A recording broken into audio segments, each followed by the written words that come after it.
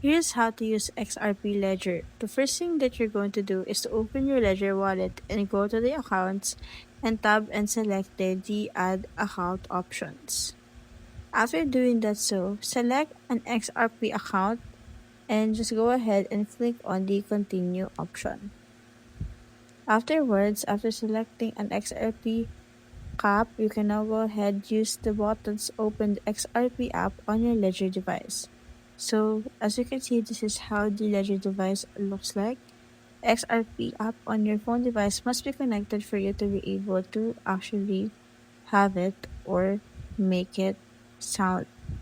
Afterwards, name your account and click Add Account to finalize adding your account to Ledger Wallet and click Done afterwards.